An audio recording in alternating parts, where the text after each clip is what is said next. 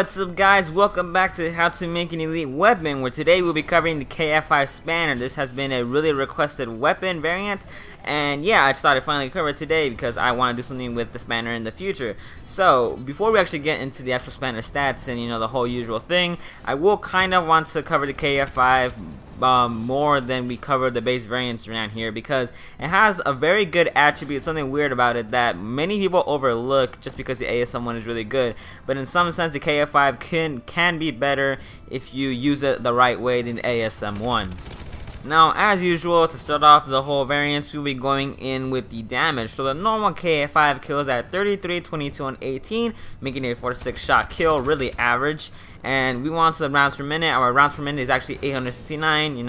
Again, average, throwing the 69 joke around here. But yeah, very average. And our shots drop off from 4 to 5 at 13 meters. Just surpassed the shotgun range. Really quite better than some of the 4-shot ranges of the SMGs in this game.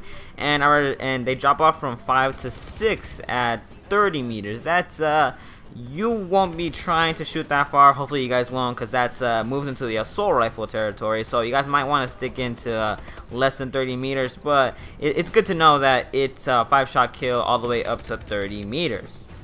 And now the certain weird attribute that I was talking about in the beginning of the video is that the first 5 bullets of every magazine, I want to stress this is of every magazine. So if you want to get this benefit every single time, you will have to reload. This can't be just that you start shooting, then you stop, and then you shoot again, and you think you have the certain attribute back again. You actually don't. So what I'm talking about is our first 5 bullets actually have increased damage. That's really good, actually, and people just think it's like 1 point or something, but it's actually a lot. So before it used to be 33, 22, and 18 for the 6-shot kill. We just covered that, but now it is a 35, 33, and 25, making it a 3 to 4 shot kill. That's really good. The damage actually is 3, 4, then 4. So we actually do have a second drop off range from when our bullets drop off from 4 to 4, but we don't actually hit that because it takes 4 shots at every single range. So we won't have to get into the second range drop off, but it's 3 to 4 shots, and that's really good. So you can actually kill people in 3 shots if you guys time everything perfectly, but you guys do have to be highly accurate whenever you use this. And like I said before, you will have to reload if you want to get the special benefit back. But yeah, it actually drops off from 3 bullets to 4 bullets at 13 meters, so it's like the same first range. The second range would be 30 meters, but it is 4 shots either way, so that doesn't really matter. And yeah, 3 to 4 shots, that's a really good solid benefit. So the KF5 Spanner stats are, we get +3 in range, you get -2 in fire rate, and -1 in handling. So to knock out the easy -1 in handling, 10% wider hip fire spread. The pixels, our crosshairs actually just move 2 or 1 wider, so not really a big deal, won't notice it. And yeah, so now we want to get into is our -2 in fire rate. That's pretty effective. You guys will notice it. I don't actually have the Spanner, but if I did, I would still run it because it's really good. But that -2 in fire is kind of gonna hurt you, but it goes in hand with the range, because if you have a high fire rate but your bullets can go pretty far, your bullets won't be getting that far. So in some twisted way, our -2 in handling actually benefits us because it drops it down to 674 rounds per minute.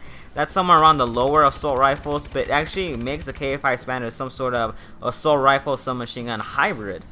So yeah, we actually do not get any decreation in damage, which is really good because that would just mess up with the range. With the +3 range, that is amazing. So it still has the same damage, so it will kill in 4 to 6 shots. But it actually drops off from 4 to 5 shots. The base KF5 did that at 13 meters, and now we got it bumped up to 15 meters. And now that doesn't seem like the biggest difference in the world, but it is pretty good for a 4-shot range. 15 meters. I think that's sort of in the higher end of the 4-shot meters of every other submachine gun, than the ASM1. But then our bullet drop off from 5 to 6 shots. It used to be 30 meters, and now it's 36 meters. This just assures us that we won't be needing to kill in 6 shots, so it's just something really good to have. So you guys will usually kill in 4 shots, and if you guys really need to, in 5 shots. So the actual variant that we're going to be using to mimic the KF5 Spanner stats is the KF5 Marksman. It is actually the Marksman variant of the weapon, which is really kind of cool. It's called the Marksman, and and it is the marksman variant. So all you need to do is get 300 kills to get it. You guys should know that by now. But anyways, the stats on this thing is we get -1 in damage, -1 in accuracy, and we get the +2 in range. And there was an enlisted variant for the KF5 that actually increased the range, but I thought, you know, it decreased, I think it gave us more recoil, something like that, or decreased damage, I'm not actually sure. But I thought the marksman was better because it's a marksman variant, which means everyone can get it, and it gave us +2 range, which is closer to 3 than 1 was, and we are going to stack advanced rifling on it. But yeah, that's why I chose the KF5 marksman. So on the KF5 marksman, we actually do get -1 in damage, which is kind of unfortunate, and it's kind of the reason why a lot of people overlook this underrated variant in my opinion. But I actually go into the thing, look up the stats, and actually kind of plan out what they actually do to the actual weapon, and it does decrease our time to kill and stuff like that. So the damage for the K5 marksman is now 33, 22, and 16. That was quite a bit of a decrease, making it a 4 to 7 shots. And it's not 4 to 7, so you'll get like the shots in there. You'll actually get 4, 5, or 7.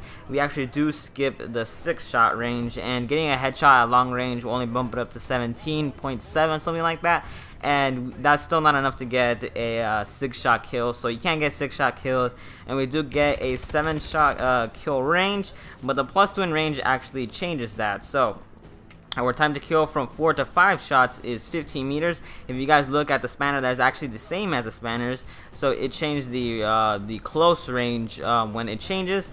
And our 5 to 7 shot range is 35 meters. That's only 1 meter less than the KF5 spanner, and actually that's why I kind of like this series, because sometimes if you get one stat improved in something else, it doesn't actually do what it actually says it does. So that's why I kind of like this series. So the KF5 marksman isn't that different from the spanner. And also what I forgot to throw in there is that we do get 10% more recoil with that -1 in accuracy. Nothing too bad.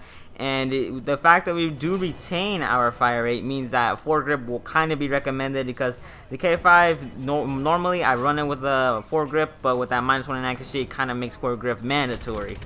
Now, if you guys actually wanted to, you could just run the K5 marksman solo like this and put your own attachments on it, but we're not actually done making the spanner. So we will need to stack advanced rifling on the K5 marksman, and it's really good. It actually makes us +4 range, and I know if you put advanced rifling on the spanner, it's +5 range, but +4 range is good enough. That's more than the base variant, and it's half of advanced rifling, so it's pretty good.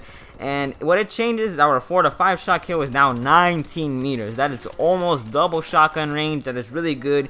You guys probably won't be getting that many 5-shot kills that much anymore. Of course, after 19 meters, you guys will get them. But if you guys just stay in close quarters, then you guys won't be getting that many, and mostly be getting 4-shot kills. And now our bullets drop off from 5 to 7 shots at 44 meters. That is a 8-meter difference that pretty much guarantees we will never hit 7 shots to kill.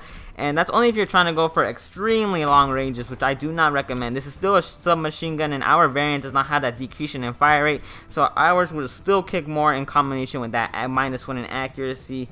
So I do not recommend trying to go really far distance, but if you guys try to, you guys should be assured that we won't hit 7-shot kills for a while. Now, the attachments I actually recommend is advanced rifling. I don't recommend this. This is basically what you guys need to make, you know, these spanners. So advanced rifling mandatory, and foregrip is almost mandatory. You guys can kind of roll without the foregrip, but if you guys do, that kind of defeats the purpose of making this a sort of assault rifle submachine gun hybrid, since our weapon will kick too much and we can't get a lot of kills at medium to longer ranges. So foregrip is almost mandatory the same. And you guys got one more attachment, which I do highly recommend putting on the red dot sight. Something on the side is that the iron sights for the KF5 aren't the best thing in the world. If you guys really get used to them, it's okay, but the red dot just completely takes off those 2 circles on the side and the circle iron sight. It's just really altogether, once you analyze it, it's not really a good iron sights, and the red dot sight just perfectly clean, just one red dot. And it actually does help us decrease with our recoil, so that is always a bonus. And with the red dot in the combination with the foregrip, it actually decreases our recoil, making this an effective assault rifle type of weapon. Well, guys, that's it for today's episode of How to Make an Elite Weapon. If you guys enjoyed it, please don't forget to like, favorite, and subscribe. And today, I actually want you guys to comment down below. Tell me which weapon you guys want me to cover next time. I'll give you guys 2 options, the KF5 Breakneck and the ASM-1 Strider. So go down below in the comments, and I'll catch you guys in the next one. Peace out.